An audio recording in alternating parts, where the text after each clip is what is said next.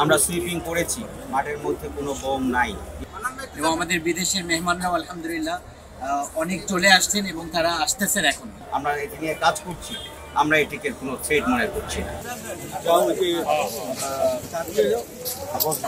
আমরা সুইপিং করেছি, মাঠের মধ্যে কোনো বোম নাই নিশ্চিতভাবেই আমরা বলতে পারি, কিন্তু এরপরে কখনো ঢুকবে না সেটি আমরা ফেলে দিতে পারি না। আমরা তার জন্য চেকপোস্ট বসিয়েছি। বোম ডিসপোজাল ইউনিট এটির কাজ আসলে পরে, আমরা আশা রাখবো এটির কাজ লাগবে না, এটি কাজ না লাগাটাই সকলের জন্য সুখকর। এটি সামাজিক মাধ্যমে এসেছে, আমার মনে হয় না এটি কোনো নির্ভরযোগ্য সোর্স। আমরা এটি নিয়ে কাজ করছি, আমরা এটিকে কোনো থ্রেট মনে করছি না।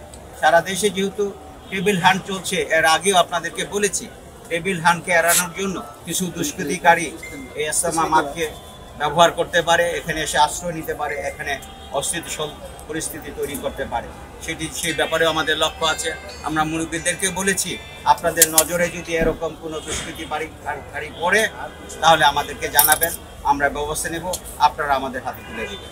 আমি আপনাদেরকে অনুরোধ রাখবো, এটিতে ভয় পাওয়ার কিছু নাই।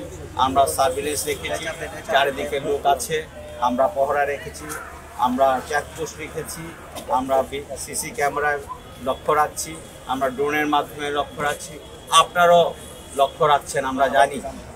আপনারা যারা মিডিয়ার কর্মী আছেন, আপনাদের চোখে কিছু ধরা পড়লে আপনারা সেটি আমাদের নজরে আনবেন, আমরা ব্যবস্থা নেব ইনশাল্লাহ। একটি কাজ আমরা করতে চাই, সেটি হলো রাস্তাগুলো খালি রাখতে চাই।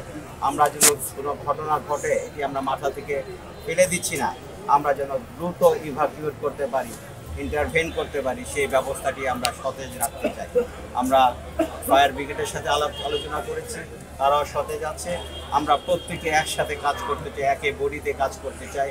কাজ করার মাধ্যমে এই ধর্মপ্রাণ মুসলমানরা যেহেতু একসাথে হয়েছে, এখানে তারা ইবাদতের জন্য হয়েছে, এর মধ্যে এটি একটি আজকে শবে বরাতের দিন, দেশের জন্য দোয়া করবে, সকলের জন্য দোয়া করবে, তারা যেন নির্বিঘ্নে দোয়া করতে পারে, সেই ব্যবস্থা যেন আমরা করতে পারি আপনাদের সহযোগিতায়, সেই আশাবাদ করছি।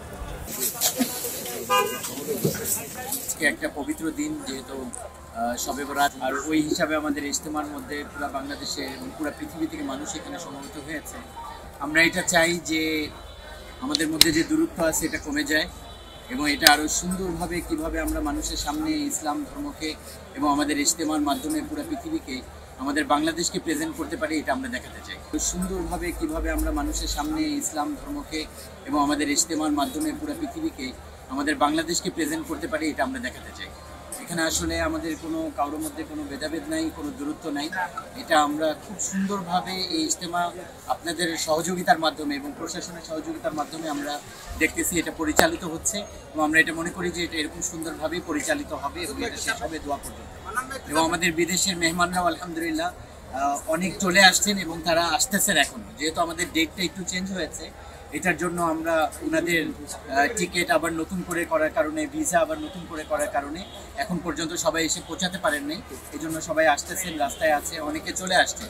আর বিশেষভাবে আমাদের বিশ্ব আমির হযরত মাওলানা সাদ সাহেব দামাত বরকাতুহু, ওনার ছেলে, ওনারা চলে আসছেন, হযরত মাওলানা ইউসুফ সাহেব এবং হযরত মাওলানা ইলিয়াস সাহেব চলে আসছেন, ওনারা দুইজনই চলে আসছেন।